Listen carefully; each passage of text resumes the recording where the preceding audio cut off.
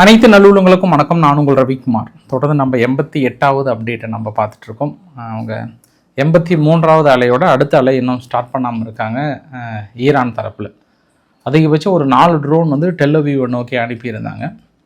அப்புறம் இங்கே Saudi Arabia கிட்ட தாக்கல் நடத்தியிருந்தாங்க. குவைத்தில் ஒரு தாக்கல் நிகழ்த்தியிருந்தாங்க இன்று ஈரான் தரப்பில் கிளைம் பண்ணுது. ஆனால் நம்ம இந்த சைடு அமெரிக்காவும் இஸ்ரேலும் வந்து தனது தாக்குதலுக்கான டைவர்ஷன் டாக்டிக்ஸை வந்து அது டாக்டிக்ஸ்ன்னு சொல்ல முடியாது, நேற்றே அவங்க கிளியராக சொல்லிட்டாங்க. இந்த 10 நாளில் நாங்கள் பேச மாட்டோம், நான் எங்களோட பாம் தான் வந்து பேசும், இனி அதுக்கான வேலைகள் ஆரம்பம்னு சொன்னாங்க இல்லையா, அந்த அளவுக்கான ஒரு தாக்குதல்களை பார்க்க முடிஞ்சுது. நேற்றும் இன்றும் ஈரான் அதிமுக்கிய பகுதிகளை அதிமுக்கிய தொழிற்சாலைகளை இழந்திருக்கிறது.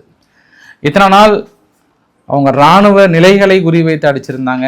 ஐஆர்ஜிசியினுடைய ஹெட் குவார்ட்டர்ஸ், ஆயுத ப்ரொடக்ஷன்ஸ், இந்த மாதிரி பகுதியில் தான் அடிச்சிருந்தாங்க. பட் கடந்த 2 நாட்களாக ஈரானில் இருக்கக்கூடிய தொழிற்சாலைகள் மொத்தம் அவங்க நம்பர் 1லிருந்து 15 இருக்கக்கூடிய ஸ்டீல் ப்ரொடக்ஷன்லேருந்து மிக முக்கிய தொழிற்சாலைகள் மீது தாக்குதல் நிகழ்த்தப்பட்டிருக்கிறது. இது ஈரான் எதிர்பார்த்துருக்கவே மாட்டாங்க. அது இல்லாமல் பிளான் பி ஒன்று எக்ஸிக்யூட் பண்ணாங்க இஸ்ரேல் தரப்பில். இன்று ஒரு நாள் மட்டுமே ஒரு 10 ஐஆர்ஜிசியில் இருக்கக்கூடிய முக்கிய தலைகளை நாங்கள் தூக்கியிருக்கோம்னு சொல்லியிருக்காங்க.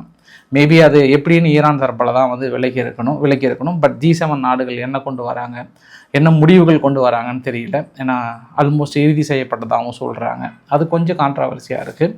ஆனால் திடீர்னு சீனானுடைய கப்பலுக்கே அனுமதி மறுத்துட்டாங்க. இன்றைக்கி ஒட்டுமொத்தமாக ஸ்ட்ரெயிட் ஆஃப் ஹார்முஸ் பகுதியை சுத்தமாகவே இழுத்து மூடிட்டாங்க ஈரான் தரப்பில் இருந்து. அது காரணம் அமெரிக்கான்னு சொல்லியிருக்காங்க. நிறைய விஷயங்கள் பேசலாம். கொஞ்சம் யுத்தக்களம் என்பது அப்படி அடுத்த கட்டத்துக்கு நகர்ந்து சொல்கிறது. நிப்பாட்டு, இதே தான் நீ டெய்லியும் சொல்கிற அப்படின்னு நினைப்பீங்க நீங்கள்.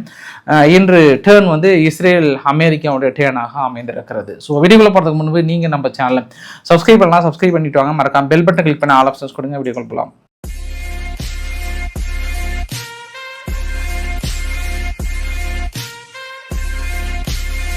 இந்த யுத்தக்களம் பார்த்தீங்களா, ஒவ்வொரு நாளும் பயங்கரமாக அப்படியே டேர்ன் ஆகிட்டே இருக்குல்ல. திடீர்னு பார்த்தா ஒரு நாள் ஈரான் பெரிய அளவுக்கு டாமினேட் பண்ணுற மாதிரி இருக்கும். திடீர்னு பார்த்தோன்னா இஸ்ரேல் பயங்கரமாக டாமினேட் பண்ணுற மாதிரி இருக்கும். அமெரிக்கா டாமினேட் பண்ணுற மாதிரி இருக்கும். இந்த நிகழ்வுகள் என்பது மாறி மாறி நிகழ்ந்துகிட்டே இருக்குல்ல. இந்த யுத்தகாலம் ஆல்மோஸ்ட் நம்ம 28 நாள் கடந்துருச்சு. இந்த 28 நாளில் பெரும்பாலும் ஒன் சைடடாலாம் கிடையவே கிடையாது.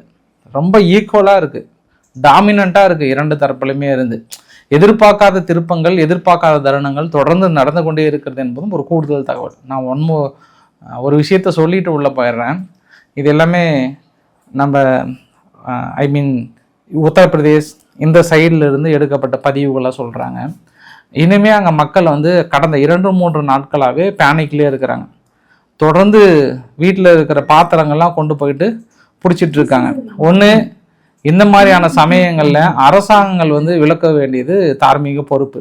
அங்கே இருக்கக்கூடிய மாநில அரசாங்கமோ இல்லை மத்திய அரசாங்கம் தொடர்ந்து சொன்னால் கூட அங்கே போயிட்டு விலக்கி சொல்லணுங்க. பாருப்பா, நம்மளுக்கு பேனிக்கெல்லாம் இல்லை, நம்மளுக்கு வந்து பெட்ரோல் டீசல் தட்டுப்பாடு இல்லைன்னு சொல்லிட்டு விலக்கி சொல்லணும். பட் மக்கள் அதை புரிஞ்சுக்கிற தன்மையில் இல்லை. எல்லாம் அடிதடியில், ஒரு சில இடம்லாம் அடிதடியாக முடிஞ்சிருக்கு. அது எப்படி அவங்களுக்கு ரீச் ஆக போதோ தெரியல. ஏன்னா நான் இன்னொரு விஷயமும் சொல்லிடுறேன், மறுபடியும் பரவி இங்கே பேனிக் வந்துடாதீங்க.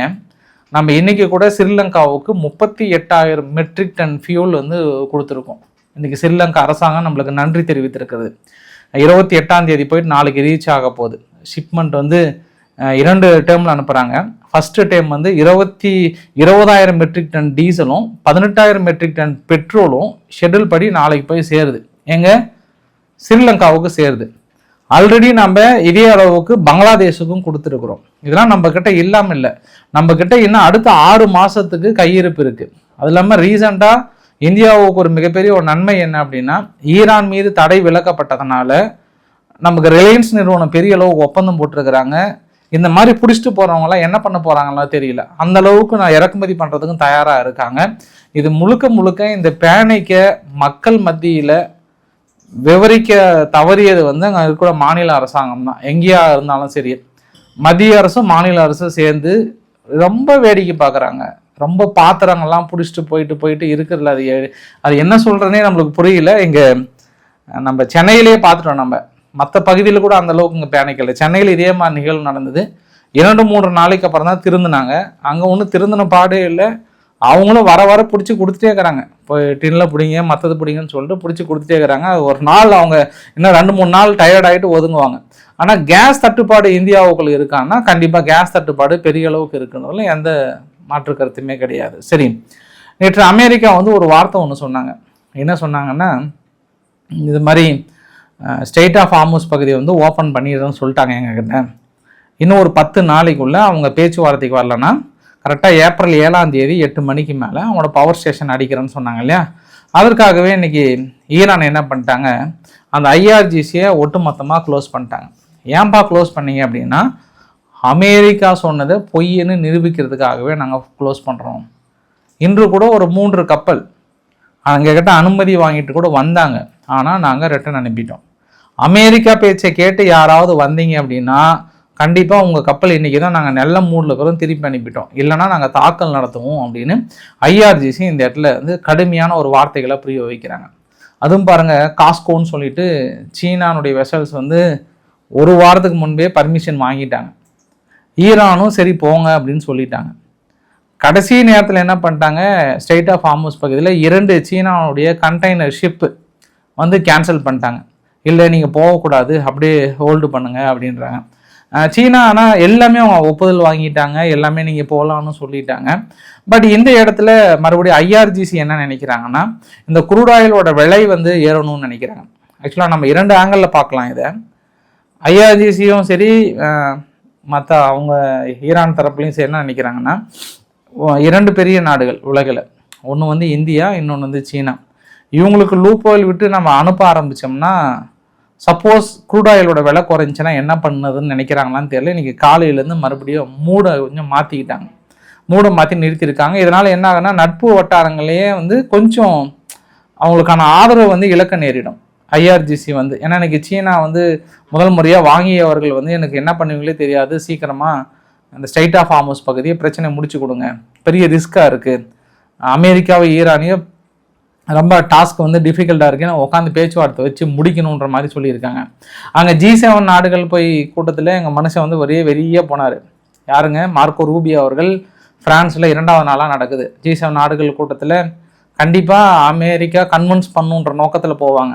அவங்க நேட்டோ நாடுகள் வரணும், வர வேண்டும்ன்றத குறிக்கோளோடு இருக்கிறாங்க.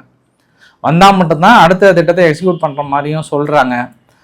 அதனால் அவங்க கன்வின்ஸ் ஆகிறாங்களான்னு தெரியல. ஆனால் திடீர்னு இன்றைக்கி ஜெர்மனுடைய ஃபாரின் மினிஸ்டர் என்ன சொன்னார்னா, இன்றைக்கி ஈரான் தேடி எல்லாத்தையும் கரெக்டாக இலக்குகளை குறிவைத்து அடிக்கிறதுக்கு காரணம் ரஷ்யாவும் தான். அதனால் நம்ம ஈரான் மட்டுமே இலக்கு வைக்கக்கூடாது, 2 நாடுகளும் ஒரு சேர நம்ம இலக்குகள் வைக்கிற மாதிரி தான் நாங்கள் தயார்ன்ற மாதிரியும் சொல்கிறாங்க. அதனால் என்ன முடிவுகள் எடுக்க போகிறாங்கன்னு தெரியல. ஆனால் பிரான்ஸ் அதிபர் மேக்ரான் அவர்கள் வந்து இந்த யுத்தத்துக்கும் எங்களுக்கும் சம்மந்தம் இல்லை, நாங்கள் தள்ளி நிற்கிறோம், இது வந்து பேச்சுவார்த்தைக்கு மட்டுமே தீர்வு காண வேண்டும், தாக்குதலால் அல்ல, அதனால் நாங்கள் அப்படி இருக்கிறோன்றாங்க. ஆனால் இந்த இடத்துல அமெரிக்கா தனது ஒற்றை பிடிவாதமாக நேட்டோ வந்தே ஆகணுன்றதில் தெளிவாகிறாங்க. வேறு வழியே இல்லாமல் நேட்டோ அமெரிக்காவுக்கு பின்னாடி வந்தே ஆகணும், அது அவங்க தலைவிதி. அது அவங்க மறுத்தாங்கன்னா அது வேற மாதிரி அவங்க கொண்டு போயிடுவாங்க, வேற வழி இல்லை. அவங்க வந்து புலிவாலை பிடிச்ச கதை தான் அது, அவங்க வந்து தான் ஆவாங்க. அது இல்லாமல் UAE ஒரு வார்த்தை சொல்லியிருக்காங்க இன்றைக்கி, இந்த மாதிரி நேட்டோ நாடுகள் கண்டிப்பாக வரணும், அது இல்லாமல் ஐநாவும் எங்களுக்கு ஸ்டேட் ஆஃப் ஹார்முஸ் பகுதியை ஓப்பன் பண்ணி கொடுக்கணும், நாங்கள் எங்களுடைய வீரர்களையோ எங்களுடைய கப்பல்களை கூட நாங்கள் அனுப்ப தயாராக இருக்கோம், அரபு நாடுகள்கிட்டையும் நான் பேசிகிட்டு இருக்கேன், கண்டிப்பாக எனக்கு இன்னும் 2-3 நாள் எங்களுக்கு தீர்வு கிடைச்சி ஆகணும், நாங்கள் ஏன் பாதிக்கப்படணும் தனிப்பட்ட முறையில், அமெரிக்கா எங்களோட நிலைகளை பயன்படுத்தலை, தாக்கல் நடத்துறதுக்கு எதுவும் பண்ணல, ஆனால் தொடர்ந்து ஐநா இதை கேட்கல, இல்லை நேட்டோ நாடுகளாவது வந்து கேட்டிருக்கணும், இல்லை அரபு நாடுகளாவது ஒன்றிணையணும், இன்னுமே இல்லைன்னு சொல்லிட்டு இன்றைக்கி UAE தனது முழு ஆதங்கத்தை வந்து வெளிப்படுத்திட்டு இருந்தாங்க. இன்னொரு ஆங்கிளில் திடீர்னு ஒரு சில ஊடகங்கள் என்ன சொன்னாங்கன்னா, திடீர்னு நெதன்யாஹூ அவர்களும் அங்கே அமெரிக்கானுடைய துணை அதிபர் JD வான்ஸ் அவர்களும் திடீர்னு பேசுனதில் ஒரு சில கிளாஸ் ஆகிடுச்சான். நார்மலாக 2 முக்கிய நபர்கள், ஒரு நாட்டோட பிரதமர், அந்த பக்கம் துணை அதிபர்லாம் பேசும்போது க்ளோஸ் டோராக தான் இருக்கும், அவங்களாம் என்ன பேசணும்னு அனௌன்ஸ் பண்ணாதான். பட் இதை மறுவைத்த நபர்கள் எப்படி ஒட்டுக்கிட்டாங்கன்னு தெரியல, ஏதோ ரொம்ப காய்ச்சி முச்சுன்னு ஒரு மாதிரி டென்ஷனாகி வச்சுட்டாராம் JD வான்ஸ் அவர்கள். உங்களால் தான் ரிஜிம் சேஞ்ச் வந்து 3 நாளில் வந்துடும் சொன்னீங்க, 4 நாளில் வந்துடும் சொன்னீங்க, ஒரு வாரத்தில் வந்துடும் சொன்னீங்க, அதுக்கான பாதைகளே தெரியாமல் போயிடுச்சு, கொஞ்சம் பிளானே இல்லாமல் உங்கள் பேச்சு கேட்டு இறங்கிட்டோமான்ற மாதிரி ஏதோ புலம்பனாராம். அதனால் 2 பேத்துக்கு ஒரு ரிஃப்ட் வந்ததாக சொல்கிறாங்க. பட் இது வந்து நிஜ சம்பவமா இல்லை அடுத்து என்ன அப்படின்றது நான் உங்களுக்கு அடுத்த கட்ட செய்தியில் சொல்கிறேன். நான் ஏன் அமெரிக்கா எப்போவுமே ஒரு சில தகவல்கள்லாம் ஐரோப்பா நாடுகள்கிட்ட சொல்லாமல் ஒரு சில முடிவுகளை நேரடியாக எடுக்கிறாங்கன்றதுக்கான பெஸ்ட் எக்ஸாம்பிள் என்னென்னா, இன்றைக்கி போலந்தினுடைய பிரைம் மினிஸ்டர் டொனால்ட் டஸ்க் அவர்கள் வந்து திடீர்னு இன்றைக்கி அவங்க மத்தியில் பேசும்போதும் அவங்க மினிஸ்டர் லெவல் கூட்டத்தில் ஒரு சொல்கிறார், எனக்கு ஒரு ரகசிய தகவல் கிடைச்சது, மிடில் ஈஸ்டில் வந்து பயங்கரமான ஒரு சம்பவம் நடக்க போது, வருகின்ற நாட்களில் பெரிய அளவுக்கான ஒரு சம்பவம் நடக்க போகுது, எனக்கு இன்ஃபர்மேஷன் கிடைச்சது அப்படின்ற மாதிரிலாம் வந்து சொல்ல ஆரம்பிக்கிறார். மேபி அவங்க G7 நாடுகளில் உட்காந்துட்டு இதெல்லாம் டிஸ்கஸ் பண்ணியிருப்பாங்க. இவங்க நார்மலாகவே அது ஓட்டப்பணம் மாதிரி தான். யார் எப்போயுமே ஐரோப்பாவுடைய இந்த G7 நாடுகளோட தலைவர்கள்லாம் ஓட்டப்பணம் மாதிரி தான்.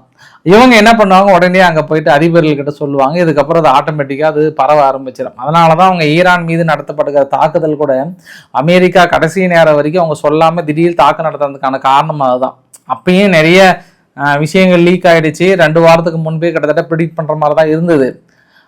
ஏன்னா ஐரோப்பா நாடுகள் தொடர்ந்து ஒரு வார்த்தை கேட்டே இருக்கிறாங்க, நீ எங்ககிட்ட சொன்னீங்களா அப்படின்னும் போது ட்ரம்ப் அவர்கள் வந்து எல்லாத்தையும் உங்க எல்லாம் சொல்ல முடியாது, ஒரு சில இராணுவ ரகசியங்கள் இருக்கு, அதை நீங்களா புரிஞ்சுக்கணும் அப்படின்ற மாதிரி அன்றைக்கி ஒரு வார்த்தை சொன்னார்ல, அதை வச்சு சொல்கிறேன் நான். அதுக்குள்ளே இவங்களாம் ஒரு அவசரம் கொடுக்க, ஏன்னா அவங்க சொல்கிறத வச்சு, அதாவது போலந்தினுடைய பிரசிடென்ட்டு சொல்கிறத வச்சு நான் சொல்கிறேன், இனி அடுத்த கட்ட என்ன பிளானாக இருக்கும், இனி ஈரானுக்குள்ளே என்ன தாக்கல் நடத்த போகிறாங்கன்னா, உங்களுக்கு எக்ஸாம்பிள் சொல்கிறேன் பாருங்கள். இந்த 2 நாட்களில் இது வரைக்கும் 8 கம்பெனிஸ் அடிச்சிருக்காங்க. இந்த லிஸ்ட்டை பார்க்குறீங்கல்ல, எல்லாமே ஆதாரப்பூர்வமாக சைடில் உங்களுக்கு ஒரு சில வீடியோ பதிவுகளும் காட்டுறேன் நான். குசஸ்தான் ஸ்டீல் கம்பெனி அஸ்வாஸ், அந்த ஸ்டீல் கம்பெனியை மறுபடியும் யூஸ் பண்ண முடியாது பண்ணிட்டாங்க. அதே குசஸ்தான் ஆக்சின் ஸ்டீல் கம்பெனி அஸ்வாஸ், அதையும் அடிச்சிட்டாங்க. இன்னொன்று வந்து மவராக் ஸ்டீல் காம்ப்ளெக்ஸ்ன்னு சொல்லிட்டு இஸ்ஃபஹானில் இருக்குது, சவுத் ஈஸ்ட் பகுதியில். அந்த இடத்துலையும் அதே ஸ்டீல் பிளான்ட்டில் எனர்ஜி சப்ளை ஒன்று இருக்குது, அதையும் அடிச்சிட்டாங்க. அப்புறம் வந்து பவர் மெட்ராலஜிக்கல் கம்பெனின்னு சொல்லிட்டு இன்னொரு இண்டஸ்ட்ரியல் ஜோன் வந்து பக்கத்தில் இருக்குது. அப்புறம் அல்புராஸ் இண்டஸ்ட்ரியல் ஜோன் ஒன்று இருக்குது. ஈஸ்ட் அராக்ன்ற பகுதியில் ஒரு இண்டஸ்ட்ரியல் டவுன் ஒன்று இருக்குது, அந்த இடத்துல வார்ன் பண்ணியிருந்தாங்க, பட் அட்டாக் பண்ணிட்டாங்க. இந்த மாதிரி ஒட்டுமொத்தமாக அவங்க இஸ்பஹான் அப்புறம் இன்னொரு 7-8 பகுதியை பிரித்து இன்றைக்கி மட்டுமே அவங்க ஈரானுடைய முக்கிய தொழில் நகரங்களை குறிவைத்து அடித்தாங்க. இதற்கு முன்பு அவங்க என்ன இலக்குகள் வைத்தாங்கன்னா, இராணுவ இலக்குகளை மட்டுமே குறிவைத்து அடித்திருந்தாங்க. இதுக்கப்புறம் என்ன சொல்லிட்டாங்கன்னா, நாங்கள் எல்லா லெவல்லையும் தரையிறங்க போகிறோன்றாங்க, அதாவது தாக்கல் நடத்த போகிறோம், இதுக்கப்புறம் எங்களுக்கு லிமிட்டேஷன் கிடையாதுன்றாங்க இஸ்ரேல் தரப்பில். எப்போ அவங்க எங்கள் மீது கொத்து குண்டுகளை அப்பாவி பொதுமக்கள் மீதும் பள்ளிக்கூடங்கள் மீதும் வீசினார்களோ, அதனால் அதே அளவுக்கு நாங்கள் இன்றைக்கி வீச போகிறோம். பட் எங்களுடைய இலக்குகள் அந்த பொதுமக்கள்லாம் கிடையாது, ஆனால் இனி உங்களோட நிறுவனங்கள் மீது அப்படின்ற மாதிரிலாம் வந்து சொல்லியிருக்காங்க. உங்களுடைய நிறுவனங்கள் அப்படின்னா அங்கே இருக்கக்கூடிய பதிவுகள் எல்லாமே வந்த வண்ணமாக இருக்குது. இது என்ன ஆகும் அப்படின்னா, ஈரானுடைய அடுத்த கட்ட அஃபெக்ட் ஆகும். ஏன்னா ஒரு நாட்டோட இராணுவ கட்டமைப்பு உடைஞ்சதுன்னா ஒன்றும் பிரச்சனை இல்லை, அது வந்து அத்தியாவசிய தேவைக்கு அடுத்த கட்டம் தான். அந்த நாட்டை வந்து மறுபடியும் கட்டமைப்பு கொண்டு வந்துட முடியுமானா ஈஸியாக கொண்டு வந்துடலாம், இராணுவ கட்டமைப்பு வச்சுன்னா ஒன்றும் பிரச்சனை இல்லை. ஆனால் தொழில் நகரங்கள், தொழில்கள் மறுபடியும் உருவாக்குறதுக்கு ஒன்று 5 to 6 வருஷம் 7 வருஷம் ஆகிடும். இப்போ அங்கெல்லாம் தாக்கல் நடத்த ஆரம்பிச்சிட்டாங்க. அதனால தான் இன்றைக்கி போலனுடைய டஸ்க் அவர்கள் இந்த வார்த்தையை சொல்லியிருப்பார், இனி வருகின்ற காலங்களில் மிடில் ஈஸ்டில் ரொம்ப டேஞ்சராக இருக்கும்னு சொன்னதுக்கான காரணம் இதுவாக கூட இருக்கலாம். ஏன்னா இவங்க என்ன பண்ணுவாங்க, இப்போ கோவப்பட்டு அவங்க என்ன அமெரிக்காவுடைய இண்டஸ்ட்ரியல் கம்பெனி அடிக்க முடியுமா, எங்கே பண்ண முடியும், இங்கே மிடில் ஈஸ்ட்டை தான் அடிக்க முடியும். மிடில் ஈஸ்ட்டு ஒரு லெவலுக்கு எத்தனை நாள் தான் அவங்களும் பொறுமையாக இருப்பாங்கன்னு எனக்கு தெரியல. ஏன்னா அங்கே நடக்கிற சம்பவங்கள்லாம், இன்றைக்கி நடத்துகிற தாக்குதல்லாம் இன்னொரு ஆங்கிள் கூட என்ன சொல்கிறாங்கன்னா, இப்போ அமெரிக்கா இன்றைக்கி காலையிலேருந்து அந்த சின்ன சின்ன குண்டுகள் மாதிரி வந்து அங்கங்கே அந்த மலைகள் இருக்கிற பகுதியெல்லாம் ரோடுவேலாம் இருக்குல்ல, அங்கெல்லாம் ஃப்ளைட்லேருந்து அப்படியே தூர மாதிரி வீசுகிறாங்களாம். இந்த குண்டுகள் வந்து விழுந்து வேறு ஏதாவது வெஹிக்கிள் வந்ததுன்னா அதுவாக, அதாவது இந்த கனி வெடிகள் மாதிரி இருக்குல்ல, அது மாதிரி வந்து வீசிட்டு போகிறாங்கன்ற மாதிரி காலையிலேருந்து ராய்டர்ஸ் போன்ற பத்திரிகைலாம் சொல்லிகிட்டு இருக்காங்க. இது எதற்காகனா, சப்போஸ் மலைகளை குறைஞ்சி அடிக்க முடியலனாலும் அவங்க ரோடு கிளியர் பண்ணி வெளியே வந்து அடிக்கிறதுக்கு கொஞ்சம் டைம் ஆகும் இல்லையா, அதுக்குள்ளே அவங்க எந்த லொக்கேஷன் அப்சர்வ் பண்ணுறதுக்கு ஈஸியாக இருக்கும் அப்படின்ற மாதிரி வந்து சொல்லியிருக்காங்க. அப்போ அவங்களோட நேவல் சைட் அடிக்கிறாங்க, அவங்களோட மிலிட்ரி பேஸ் அடிக்கிறாங்க, இப்போ கம்பெனிஸுமே சேர்த்து அடிக்கிறாங்க. சரி, இது வந்து இன்னொரு பக்கம் பிளான் அப்படின்னா, இஸ்ரேல் வந்து தனிப்பட்ட முறையில் என்ன பண்ணிட்டாங்கன்னா, நான் உங்களுக்கு காட்டுற லிஸ்டெல்லாம் பாருங்கள். இன்றைக்கி வந்து அசாசினேஷன் லிஸ்ட்டை வந்து வெளியிட்டிருக்காங்க. வெதர் அது வந்து ஈரான் மறுத்தாங்களா கூட, பட் இந்த தகவல் வெளிப்படையான தகவல் தான். நீங்கள் வந்து 100% நம்பலாம். இந்த அளவுக்கு நான் ஒவ்வொரு நபராக ஒவ்வொருத்தரும் ஒவ்வொரு பொசிஷனில் ரொம்ப முக்கியமான நபர்களாக இருக்கிறாங்க. பஜியத்தினுடைய ஃபீல்டு கமாண்டரில் இருந்து, அப்புறம் ஐஆர்ஜிசி என்ற ஏரோஃபோர்ஸில் இருக்கக்கூடிய மிசைல் பேஸில் இருக்கக்கூடிய மிக முக்கிய நபரில் இருந்து, அப்புறம் அசன் கர்மின்னு சொல்லிட்டு இன்னொரு நபரும் சரி, நீங்கள் காட்டப்படுகிற எல்லாருமே ஏர்ஃபோர்ஸுடைய பொலிட்டிக்கல் பிரிவுகள் இருக்கக்கூடிய நபரும் சரி, அதுவும் ஐஆர்ஜிசியுடைய நேவி டெப்டி இன்டெலிஜென்ஸ் சீஃப். இப்போ கடைசியாக ஒரு நபரை வந்து சொல்லியிருந்தாங்க, இது மட்டும்தான் டவுட்டுன்னாங்க. என்ன நபர் அப்படின்னா, ஏற்கனவே $10 மில்லியன் சொல்லியிருந்தாங்க. இதை நம்ம ஃபஸ்ட்டு கிளைம் பண்ணியிருந்தோம், இவர் தாங்க ஃபஸ்ட்டு குறி வைக்க போகிறாங்க அப்படின்னு சொல்லியிருந்தேன். இந்த வஹிடின்னு சொல்லிட்டு அகமது வஹிடி அவர்கள் கமாண்டர் ஆஃப் இஸ்லாமிக் ரெவல்யூட்டரி கார்டில் வந்து ஃபஸ்ட்டு நபர் ஆகிறாரு. இதில் வந்து 3வது நபரை குறி வச்சு ஏற்கனவே தாக்கல் நடத்திட்டாங்க. அவர் பக்கத்தில் இருக்கிறவங்களும் டவுட்டு தான்றாங்க. இன்னைக்கு ஃபர்ஸ்ட்ல இருக்கிற நபர் அகமது வஹாடி அவர்களும் இறந்து போனதாக இஸ்ரேல் தரப்பில் கிளைம் பண்ணுறாங்க. ஆனால் இன்னும் ஈரான் தரப்பில் ஒன்றும் கிளைம் பண்ணல. இது இல்லாமல் கூட இருக்கக்கூடிய நிறைய நபர்களை வந்து கிளைம் பண்ணுறாங்க. ஒரு மாதிரி நேற்று வந்த தகவல் ஒரு கான்ஸ்பிரசி தியரியாக கூட இருக்கலாம். ஒருவேளை ஈரான் வந்து ஒத்துக்காம கூட இருக்கலாம். அதாவது மாதிரி பாக்ஸ் குண்டுகளோ அது மாதிரி வெடிச்சு கூட ஆகலாம், இல்லை வந்து வேறு விதமான குண்டுகளை வெடிச்சு கூட ஆச்சுன்னு சொல்லிட்டு அவங்க என்ன சொன்னாங்கன்னா, மக்கள் மத்தியில் பேனிக் இருக்கும், இன்னுமே ஈரானுடைய கட்டுப்பாட்டில் தான் ஐஆர்ஜிசி இருக்குது, அவ்வளோ சீக்கிரம் அவங்க வெளியிட மாட்டாங்க. ஆனால் கண்டிப்பாக அந்த தகவல் வெளிவரும். ஆனால் அதையெல்லாம் தாண்டி எப்படி இவ்வளோ பேர் இழந்தாங்க? இது வந்து இன்னைக்கு காலையிலிருந்து கிளைம் பண்ணுது. அதாவது இஸ்ரேல் நாங்கள் அசாசினேஷன் பண்ண லிஸ்ட்டில் இவங்க மட்டும் இன்னைக்கு இவ்வளோ பேர் கிட்டத்தட்ட 8க்கு மேலே கிளைம் பண்ணுறாங்க. இதெல்லாம் பெரிய நபர்கள். இன்னும் நீங்கள் கீழே இருக்கக்கூடிய கிளை நபர்கள்லாம் சேர்த்துனீங்கன்னா கொஞ்சம் அதிகமாக தான் இருக்கும்.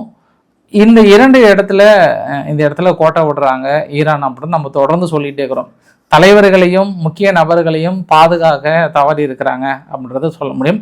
அப்போ இந்த இடத்துல நான் இன்னொரு விஷயத்தையும் நினச்சேன். அப்போ இஸ்ரேல் நினச்சாங்கன்னா பெசஸ்கியன் அவர்களையும் அராக்சி அவர்களையும் போட்டிருந்தா ஈஸியாக போட்டிருப்பாங்க. ஏன்னா அவர் வெளிப்படையாக எல்லா இடத்துலையும் கலந்துக்கிறார், செய்கிறார். பட் பர்பஸாகவே இவங்க 2 பேர்த்தையும் விட்டு வைத்திருக்கிறாங்க அப்படின்றதையும் நம்ம கூடுதல் தகவலாகவும் பார்க்க முடியுது. அது இல்லாமல் அமெரிக்கா என்ன பண்ணியிருக்காங்க, 2000 ஐபி பாம்ஸ், கிட்டத்தட்ட ஒரு 3600 பாம் மட்டும் அது எங்கே தெஹ்ரானில் மட்டுமே அடிச்சிருக்காங்களாம். அதில் வெடிக்காத குண்டுகள் கூட இருந்ததா சொல்கிறாங்க தெஹ்ரான் தரப்புல இருந்து. மேபி பழைய குண்டுகள் கூட நிறையா இருக்கலாம், நம்ம தொடர்ந்து அப்போ தான் சொல்லிட்டு இருக்கோம்.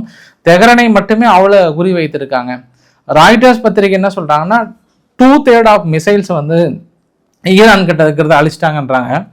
2/3 ஆஃப் மிசைல்ஸாக இருந்தாலும் அந்த 1/3 இருக்குல்ல, அதாவது 2/3 அப்படின்னா 3ல் 2 பங்கு அழிச்சிட்டாங்க. பட் மீதி 1 பங்கு இருக்குல்ல, அந்த 1 பங்கை வச்சு எவ்வளோ டஃப் கொடுக்குறாங்க ஈரான். இன்னைக்கு கூட பாருங்க, யுஏஇ வந்து 6 பேலஸ்டிக் ஏவுகணைகளும் 9 யுஏஇ ட்ரோனும் வந்து எங்கள் மீது தாக்கல் நடத்தினாங்கன்றாங்க யுஏஇ மட்டும். சவுதி அரேபியா என்ன சொல்றாங்க, 6 பேலஸ்டிக் மிசைல்ஸ் எங்கள் மீது அடிச்சாங்கன்றாங்க. கத்தார் என்ன பண்றாங்க, முபாரக் கபீர் போர்ட் ஒன்று இருக்கு குவைத்தில் வந்து அடிச்சிட்டாங்க, தொடர்ந்து வந்து பற்றி எரிஞ்சிட்டு இருக்குன்னு சொல்லியிருக்காங்க. இருந்தாலும் இவங்க வந்து அந்த மிசைல்ஸை வந்து கொஞ்சம் டஃப் கொடுத்துட்டு இருக்காங்க. இன்னும் எங்களுக்கு அந்த 10 நாள் டைம், அதாவது இஸ்ரேலும் அமெரிக்காவும் என்ன நினைக்கிறாங்கன்னா, இந்த 10 நாளில் எந்த அளவுக்கு அவங்கள டிஸ்ட்ரக்ட் பண்ண முடியுமோ, எந்த அளவுக்கு அழிக்கணுமோ, ஈரானுக்குள்ள இருக்கக்கூடிய தொழில்கள் மீது எல்லாத்தையும் அந்த அளவுக்கு அழிக்கணும்னு முடிவு பண்ணியிருக்கிறாங்க. ஈரான் என்ன விதமான பதிலடிகள் கொடுக்க போறாங்கன்றதை நம்ம பொறுத்திருந்து பார்க்க வேண்டிய ஒரு நிகழ்வாக இருக்கிறது இன்றைய தாக்குதல் நேற்றைய தாக்குதல். அதே போல ஹிஸ்புல்லாவுடைய நிலைகளை தொடர்ந்து இஸ்ரேல் முன்னேறுகிறதா என்றால் பெரிய அளவுக்கு முன்னேறிட்டு தாங்கிறாங்க. அவங்களும் இவங்க முன்னேற டேங்கை வந்து அடிச்சுட்டு இன்ன வரைக்கும் 13 டேங்க்ல இருந்து 20 டேங்க் வரைக்கும் கிளைம் பண்றாங்க ஹிஸ்புல்லா தரப்புல இருந்தும்.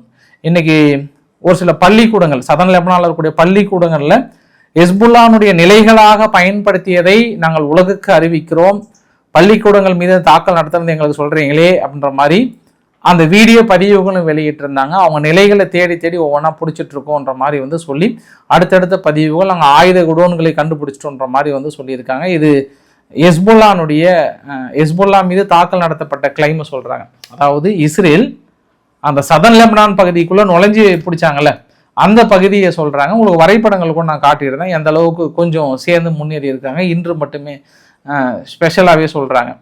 அதுவும் இன்னைக்கு இந்த இறப்புகள் பர்டிகுலராக தாக்குதெல்லாம் பார்த்தீங்கன்னு வச்சுக்கோங்களேன், மொத்தம் 4 இடத்துல கிளைம் பண்ணுறாங்க. ஒன்று வந்து 28 மக்களுக்கு மேலே, 26 சிவிலியன்ஸுக்கு மேலே இறந்து போனதாக சொல்கிறாங்க இஸ்ஃபஹானில் மட்டும் தனிப்பட்ட முறையில். அப்புறம் குவாம்ன்ற பகுதியில் 18 பேர் இறந்து போனதாக சொல்கிறாங்க ஐஆர்ஜிசி தரப்பில். அப்புறம் லெபனானில் மட்டும் இன்னைக்கு 26 மக்கள் இறந்து போனதாக சொல்கிறாங்க. அப்புறம் அசர்பைசான் ஈஸ்ட் ப்ராவினன்ஸ்னு சொல்லுவாங்க, அங்கே வந்து எமிச்சி அப்படின்னு சொல்லுவாங்க, ஹவுஸ் ஆஃப் எமிச்சின்னு சொல்லுவாங்க. அந்த இடத்துல ஒரு 15க்கும் மேற்பட்ட மக்கள் இறந்து போனதாக சொல்கிறாங்க. இறப்புகள் மட்டும் இன்றைக்கி ஒரு நாள் அப்படின்னா நீங்கள் தாக்குதலுக்கான நிலவரங்களையும் அங்கே இருக்கக்கூடிய அந்த யுத்த களத்தையும் நம்மளால் உணர முடிகிறது. டொமோஸ்க் மிசைல்ஸ் இது வரைக்கும் அமெரிக்கா 850 மிசைல்ஸுக்கு மேலே பயன்படுத்தியிருக்காங்களாம். இது வரைக்குமே எந்த அளவுக்கு அதிகமாக பயன்படுத்ததே இல்லையா, 850க்கு மேலே வந்து பயன்படுத்தியிருக்காங்கன்றாங்க. ஈரானுக்கு தொடர்ந்து உதவி செய்வதற்காக 150 டன் அளவுக்கு ரஷ்யாவிலிருந்து மனிதாமான அடிப்படையில் இருக்கக்கூடிய உதவிகள் வந்த வண்ணமாக இருக்கிறதுன்ற மாதிரி சொல்லியிருக்காங்க. அராக்சி அவர்கள் இன்னைக்கு யூஎன் ஹியூமன் ரைட்ஸ் கவுன்சில் செஷனில் பேசும்போது பள்ளிக்கூடத்தின் மீது தாக்கல் நடத்துவதை எங்களால் ஏற்றுக்கொள்ள முடியாத ஒரு நிகழ்வு. 2 அணு ஆயுதம் உள்ள நாடுகள் இந்த அளவுக்கு ஒரு அணு ஆயுதம் இல்லாத ஒரு நாட்டின் மீது இல்லீகலாக ஒரு வாரத்தை கொடுத்துருக்காங்க. இந்த இல்லீகலான தாக்குதலை இன்னும் ஐநா கண்டிக்கவில்லை என்றால் ப்ரூட்வல் அண்ட் ரூத்லெஸ் அப்படின்ற ஒரு வார்த்தையை வந்து சொல்லியிருக்கிறார். இதை வந்து நம்மளால் ஏற்றுக்கொள்ள முடியாத ஒரு நிகழ்வு, உடனடியாக தடுத்து நிறுத்த வேண்டும் அப்படின்னு சொல்லியிருக்காங்க. இந்த யுத்த களம் என்பது அடுத்த கட்டத்தை நோக்கி நகர்கிறது. ஜோர்டன் ஈராக்குக்கு எச்சரிக்கை கொடுத்துருக்காங்க. ஈராக் அரசாங்கமும் அங்கே இருக்கக்கூடிய ஈரான் ஆதரவு பெற்ற குழுக்களும் அங்கிருந்து ஜோர்டனுடைய நிலைகளை அடிக்கிறாங்க அப்படின்னா அது என்ன அர்த்தம், நாங்கள் இனி ஈராக் மீது தாக்கல் நடத்த வேண்டியது இருக்கும், நாளையிலிருந்து ஆரம்பிக்கலான் இருக்கோம், கொஞ்சம் கேர்ஃபுல்லாக இருங்கன்னு இருக்காங்க. அதாவது ஈராக் மீது ஜோர்டன் தாக்கல் நடத்துவதை அனௌன்ஸ் பண்ணியிருக்காங்க. ஏன்னா அங்கே இருக்கக்கூடிய ப்ரோ ஈரானியன்ஸ் எங்கள் மீது நீங்கள் எப்படி தாக்கல் நடத்தலாம்னு கேட்குறாங்க இங்கே இருக்கக்கூடிய ஜோர்டன் தரப்புல இருந்து. இன்னொரு விவகாரம், நியூயார்க் போஸ்ட் என்ன சொல்கிறாங்கன்னா 10,000 ட்ரூப்ஸ் மிடில் ஈஸ்டில் இறக்கிறதுக்கு தயாராக இருக்கான்றாங்க. பட் இது மட்டும் எனக்கு டவுட்டாகவே இருக்குது. இவங்க அமெரிக்கா இப்போதைய நிலைமைக்கு என்ன கான்செப்டில் இருக்கிறாங்கன்னா, இந்த 10 நாள் அடிக்கிறதுல அவங்க எல்லாமே இழந்து நம்ம கிட்ட வந்து பேச்சுவார்த்தைக்கு வரான்னு சொல்லிட்டு சரண்டர் ஆகுவாங்கன்னு நினச்சி அடிக்கிறாங்க. பட் அது ஒரு பறந்து விரிந்த தேசம், எவ்வளோ அழிக்க முடியும்னு தெரியல. ஏன்னா அவ்வளோ சீக்கிரம் பெரிய ஒரு பாதிப்பு. இப்போ நம்ம இந்தியாவே எடுத்துக்கோங்களேன், எத்தனை டிஸ்ட்ரிக்டில் எங்கே அடித்தா பாதிப்பு வந்துடும் சொல்லுங்கள், திருப்பி எழுற மாதிரி தான் இருக்கும். பறந்து விரிந்த தேசம் அது, ஒன்றும் கொஞ்சம் ரிஸ்க்காக தான் இருக்கும். பட் நகருகின்ற காலங்கள் எல்லாமே வந்து பொருளாதார ரீதியாக சிதைய வைக்கிறாங்க ஈரானை. ஸோ இன்றைக்கு ஓரளவுக்கான தகவலை கவர் பண்ண நினைக்கிறேன். பிடிச்சிருந்தா லைக் பண்ணுங்கள், ஃப்ரெண்ட்ஸுக்கு ஷேர் பண்ணுங்கள், சப்ஸ்கிரைப் பண்ணுங்கள். ரவிக்குமார் சோமு சேனல். நன்றி, வணக்கம்.